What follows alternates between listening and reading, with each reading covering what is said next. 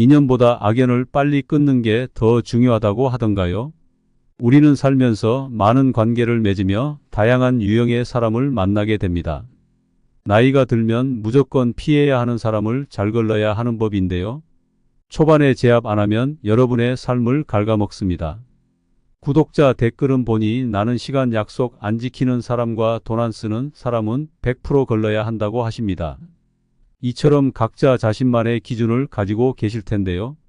그래서 오늘은 우리가 살면서 무조건 피해야 하는 사람 6가지에 대해 책 엮이면 피곤한 사람들을 통해서 이야기해 드릴까 합니다. 이런 사람에게는 절대 돈과 시간을 쓰지 마세요. 저라면 고민 없이 인연을 끊는 유형이니 구독자 여러분도 참고하시기 바랍니다. 그럼 시작하겠습니다. 우리가 살아가면서 이런 타입의 사람을 절대 만나지 않는다는 보장이 있을까요? 사회생활을 하든 사적인 대인관계를 맺어나가든 만나면 반드시 나를 피곤하고 불편하게 만드는 사람이 있습니다. 엮이면 왜 피곤한 것일까요? 이유는 간단합니다. 주변 사람들은 질릴 대로 질려서 피곤한데 정작 본인은 그 사실을 모른다는 거죠. 애초에 본인이 남들에게 엮이면 피곤해지는 존재라는 걸 전혀 자각하지 못합니다. 분명 누군가 그들에게 주변을 불편하게 하는 그 부분에 대해 한 번쯤은 이야기해 주었을 것입니다. 하지만 그게 왜 남들을 불편하게 하는지 모르는 거죠. 그러니까 더 성가시고 피곤한 것입니다. 막상 사귀어 보면 성격이 나쁜 것도 아니고 악의가 있는 말을 하는 것도 아닙니다. 딱히 큰 피해를 주지도 않습니다. 그런데 같이 있으면 견디기 힘들고 신경이 거슬리고 피곤해집니다. 맞습니다. 되려 악의가 없고 눈치가 없기 때문에 우리가 더 피곤해지는 것입니다. 차라리 대놓고 못됐거나 싸가지가 없기라도 하면 미워하든 연을 끊든 할 텐데 그게 참 애매한 겁니다. 상대하려면 매우 골치가 아프죠. 성가시고 피곤한 타입이라서 어쩔 수 없이 거리를 둘 수밖에 없습니다. 일상생활 속에서 엮일 수밖에 없다면 최소한의 관계만 유지하게 됩니다. 입만 살고 귀는 없는 사람. 이건 동서고금을 막론하고 공감할 이야기입니다. 남의 의견을 듣지 않으려는 사람을 상대하는 건 누구나가 피곤한 일이니까요. 서로 의견이 맞지 않으면 어떻게 해서든 본인의 뜻을 밀어붙여야 직성이 풀리는 사람들이 있습니다. 사람마다 생각하는 건 다 다르니까 로 넘어가지는 법이 없습니다. 결국 자신의 의견을 관철시켜야 하다 보니 점점 더 극단적인 말을 내뱉거나 분위기를 험악하게 만들기도 합니다. 주변 사람들이 왜 저렇게 극단적이지? 이게 우긴다고 될 일인가? 생각하든 말든 오히려 그럴수록 자신이 맞다는 것을 피력하기 위해 더 강하고 무자비하게 밀어붙입니다. 필요하다고 생각하면 상대방을 비난하는 말도 서슴지 않습니다. 사실 애초에 남의 의견을 들으려는 귀가 없는 거죠. 본인만 옳다고 굳게 믿고 한 발짝도 양보하지 않습니다. 본인의 의견만 강하게 주장하는 것입니다. 사람은 누구나 본인의 사고방식이 옳다고 믿고 의견을 제시하기 마련입니다. 본인의 의견이 틀렸다며 논의하는 사람은 없죠. 이렇게 사람마다 의견이 다르기에 서로 의견을 조정하면서 맞춰나가야 비로소 일이 진행될 수 있습니다. 그런데 이런 사람이 같은 집단에 있다 보면 늘 삐걱거리고 분위기가 자주 고압적으로 바뀝니다. 어떤 사람들은 아예 말조차 꺼내기 싫어 너 맘대로 해라 가 되어버리니 조직 자체가 독단적으로 흘러가기도 합니다. 살면서 한 번쯤 겪어보셨겠지만 이유 없이 화를 내는 사람도 정말 주변을 피곤하게 합니다. 조금이라도 주의를 주거나 안 좋은 소리를 하면 바로 내가 뭘 하는 표정으로 바뀌는 사람들이 있죠. 책임을 묻거나 혼내려는 것이 아니라 이런 부분은 좀 그러니 고쳤으면 좋겠다 고 말한 것뿐인데 마치 자신이 비난받기라도 한 듯 정색하며 변명을 늘어놓습니다. 이런 사람들의 변명을 끝까지 듣고 있자니 시간만 낭비되고 일을 진행할 수 없겠다 싶어 대충 내 말은 잘 알겠다 라고 적당한 선에서 이야기를 끊고 마무리 지으려고 하면 왜 내 말을 대충 들어? 라며 또 불만스러운 태도를 보입니다. 이뿐만이 아니죠. 이런 타입들은 모두 그런 건 아니지만 종종 뒤에서 사실이 아닌 소문을 퍼뜨리기도 합니다. 이런 사람을 상대하자면 정말 노답입니다. 누군가에게 이유 없이 미움이나 공격을 받는 것은 아주 성가신 일입니다. 아니, 성가시다 못해 매일이 스트레스입니다. 그래서 이런 타입과 엮이면 피곤하죠. 그렇다면 이 사람들은 왜 이렇게 공격적일까요? 사실 무턱대고 공격적인 태도를 보이는 사람에게는 인지 왜곡이라는 문제가 있는 경우가 많습니다. 보통 사람들이 별로 반응하지 않을 말이나 행동에 일일이 감정적으로 반응하고 공격적인 태도를 취하는 것이죠. 그렇게까지 정색할 필요는 없지 않나? 왜 저렇게 삐뚤어진 시선으로 받아들일까? 하는 생각마저 듭니다. 이는 이 사람들이 상대방의 말과 행동에서 악의를 느끼기 때문인데 이것이 바로 인지 왜곡입니다. 상대방의 언행을 받아들이는 방법이 뒤틀린 것이죠. 그걸 꼭 말로 해야 알아? 라는 마음. 말로 정확하게 의사를 표현하지 않고 마음속에 불만을 차곡차곡 담아두는 타입도 상당히 피곤합니다. 불만이 있는 듯, 하고 싶은 말이 있는 듯 우물쭈물하면 누구나 이렇게 말할 것입니다. 불만이 있으면 말해줘. 말해줘야 어떻게든 할 수 있지. 아무 말도 안 하면 방법이 없어. 괴롭힌 적도 무시한 적도 없는데 피해 의식이 있는 것처럼 느껴지는 사람들입니다. 이 사람들은 어리광이 심한 사람이죠. 겉으로는 아무것도 바라지 않는 것처럼 행동하지만 그 속은 온갖 불만으로 가득 차 있습니다. 그럼 도대체 이들의 마음을 가득 채운 불만이 어떤 것들인지 알아볼까요? 바로 상대방이 본인의 기대에 부응해주지 않는다는 것에 대한 불만입니다. 이들은 자신이 말로 표현하지 않아도 상대방이 본인의 생각을 알아차리고 먼저 다가와 달래주길 바랍니다. 혹시 이런 게 힘들거나 불편해? 내가 이렇게 하면 내가 스트레스 받겠지? 하며 일일이 알아주고 확인해 주길 바라는 것이죠. 하지만 다른 사람이 말로 표현하지 않은 자신의 머릿속 생각까지 알아차린다는 것은 불가능에 가까운 일입니다. 필요 이상으로 상대방의 눈치를 본다. 사소한 일에 상처받는 사람도 상대하기 피곤합니다. 조언을 하거나 지적하는 일은 되도록 피하게 됩니다. 눈앞에서 주눅드는 모습을 보는 것도 난감하고 쓴소리를 들은 후에 갑자기 이튿날부터 휴가를 내서 일에 차질이라도 생기는 날에는 더 피곤해질 것이 뻔하기 때문에 해야 할 말도 뒤로 미루고 맙니다. 그렇다고 잘못된 부분을 계속 넘어가 주다가는 좋은 직원을 키워낼 수 없습니다. 그렇다면 이런 타입은 왜 쉽게 상처받는 것일까요? 모든 일에 신경이 예민한 성격과도 깊은 관련이 있습니다. 성격 이론으로 유명한 심리학자 한스 위르겐 아이젠크은 내향적이고 신경질적인 성향이 강한 사람의 특징 중 하나로 이들이 상처받기 쉽다는 점을 지적했습니다. 이들은 성격상 타인의 언행에 늘 신경이 곤두서 있습니다. 사소한 것에 일희일비하거나 낯선 상황에 크게 동요하는 등 민감하게 반응하죠. 너무 민감한 나머지 대다수가 대수롭지 않게 생각하는 것에도 쉽게 동요하고 감정적인 반응을 보입니다.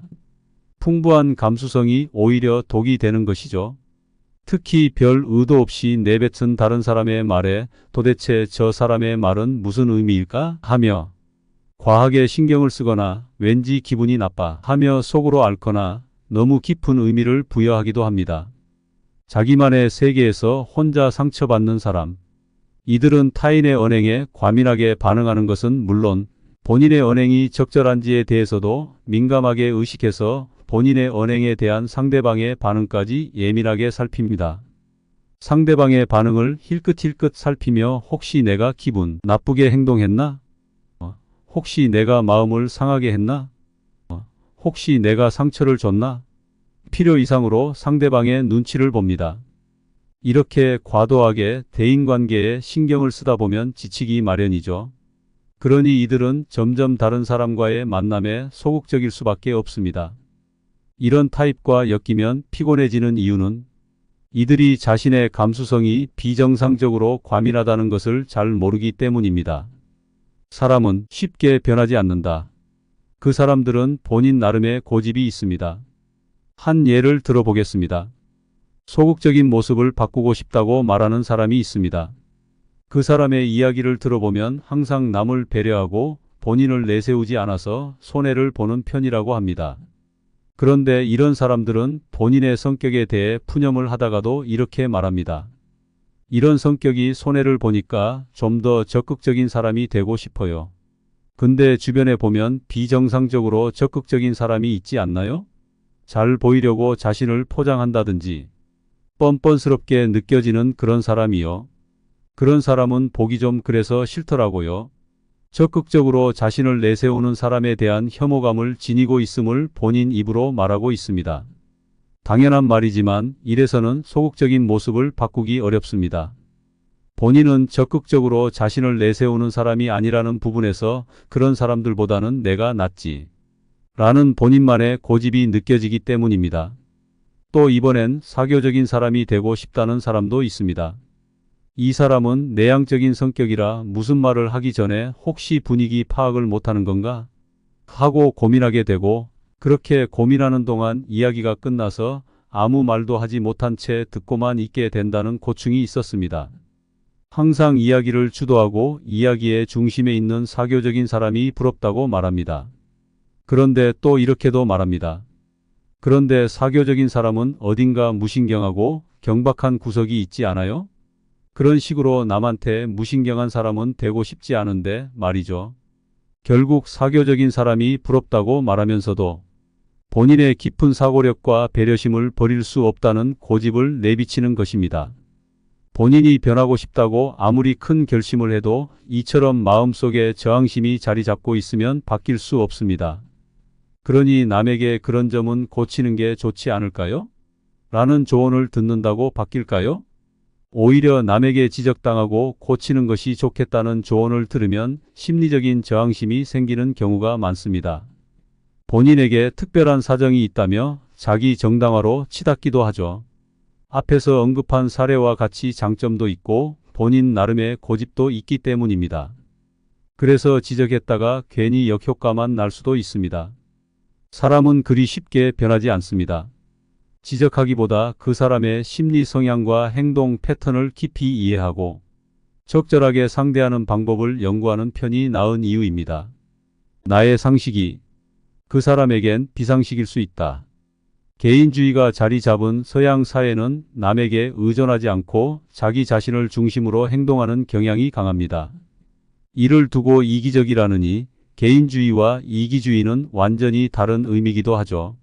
자기밖에 모른다느니 등의 험담이 나오는 일도 좀 채 없습니다. 자기 자신의 일을 우선적으로 잘 해내고 필요하면 인간관계도 자신에게 유리한 쪽으로 맺거나 이용하는 일도 생길 수 있습니다. 하지만 서양과는 다르게 공동사회, 함께하는 관계성을 중시하는 동양사회에서는 남을 배려하는 행동이 미덕으로 여겨지는 게 사실입니다. 상호 신뢰가 전제가 되며 인간관계를 수단으로 보지 않고 인간관계 자체에 중요한 의의가 있다고 생각하죠. 이러한 인간관계를 둘러싼 차이점은 서양과 동양으로 나누어 볼 수도 있지만 사실 좀 더 미시적으로 살펴보면 같은 동양 사회라고 해도 개인에 따라 가치관의 차이는 현저하게 나타나고 있습니다. 가치관이 다르면 주변을 바라보는 관점도 달라집니다. 그럼 자연히 다른 사람들의 언행에 대한 평가도 달라지는 것이죠. 본인이 엮이면 피곤하다고 느끼는 상대방이 어쩌면 본인을 보고 엮이면 피곤하다고 생각하고 있을지도 모릅니다. 다시 말해 나의 상식이 타인에겐 비상식일 수도 있다는 겁니다. 따라서 한쪽이 상대방의 왜곡된 부분을 지적한들 그 상대방은 이해하지 못할 것입니다. 상대방의 입장에서 보면 본인이 왜곡되어 보일 테니까요. 여기서 중요한 것은 엮이면 피곤하다고 느껴지는 사람의 가치관을 알아야 한다는 점입니다. 물론 다른 사람의 가치관을 완벽하게 이해할 수는 없습니다. 하지만 어느 정도는 가능하죠. 그러면 도저히 이해할 수 없거나 짜증이 나는 상대방의 언행이 어디서 비롯되는지를 알 수 있고 함께 있을 때 그나마 스트레스를 덜 받을 수 있겠죠. 나를 피곤하게 하는 사람은 하루아침에 사라지지 않는다. 누군가를 만나고 인간관계를 원만하게 맺는 일은 살면서 참 중요한 일입니다. 예전에 심리학 자신이 인간관계로 고민하거나 힘든 적이 없으실 것 같아요. 라는 말을 들은 적이 있습니다. 말도 안 되는 오해죠. 심리학 분야에서 일하는 사람이라면 잘 알겠지만 심리학자 중에는 인간관계에 서툰 사람, 사회적 부적응자가 압도적으로 많습니다. 단언컨대 이런 사람들 중에는 참 괴짜가 많습니다. 왜 그럴까요? 아마도 심리 법칙에 관심이 많기 때문이 아닐까요? 인간관계로 인한 당혹스러운 일이 없다면 심리 법칙을 알고 싶다는 생각은 하지 않을 것입니다. 오히려 다른 곳에 관심을 갖겠죠. 사람을 사귀기 힘들거나 사회에 적응하는 데에 서툴 때 어떻게 하면 다른 사람과 원만하게 지낼 수 있을까? 본인에게 어떤 문제가 있는 것은 아닐까? 하는 걱정이 앞설 때 상대방과 본인을 움직이는 심리 법칙이 알고 싶어지는 법입니다. 최근 대중들로부터 심리학에 관심이 높아지고 있는데 이는 인간관계가 점점 더 어려운 시대가 되었음을 알리는 반증일지도 모릅니다. 사실 학생들이 제출한 보고서만 읽어보아도 일상에서 인간관계에 신경을 쓰다 보니 너무 피곤하다 라는 내용이 상당히 많습니다. 다른 주제에 별 관심이 없던 학생들도 인간관계로 지친 심리를 주제로 수업을 진행할 때는 집중력을 발휘해서 열심히 듣기도 하고요. 실제로 어딜 가나 엮이면 피곤하고 성가신 사람은 존재합니다. 이제껏 살아온 내 인생을 되돌아봐도 구체적으로 떠오르는 몇몇이 있습니다. 나 또한 사람을 사귀는 데 애를 먹었던 적이 있고 인간관계로 고민하는 사람들의 상담을 진행하면서 인간을 움직이는 심리 법칙을 탐구한 사람으로서 엮이면 피곤해지는 사람들의 심리 법칙을 널리 알리고 서로가 공존할 수 있는 방법을 찾는 힌트를 제공할 수 있으면 좋겠다는 생각이 들었습니다. 그리고 그랬으면 하는 바람에서 이 책을 썼습니다. 지금까지 책 엮이면 피곤한 사람들을 통해 살면서 무조건 피해야 하는 사람 6가지에 대해 알려드렸는데요. 모두 살아온 인생과 겪어본 사람이 다르기 때문에 공감이 가는 부분과 아닌 부분이 있으실 거라는 생각이 듭니다. 하지만 소개해드린 내용 중 취하실 게 있다면 살면서 도움이 되는 지혜로 간직하시길 바랍니다. 영상이 도움이 되셨다면 구독, 좋아요 부탁드립니다. 오늘 하루도 행복하세요.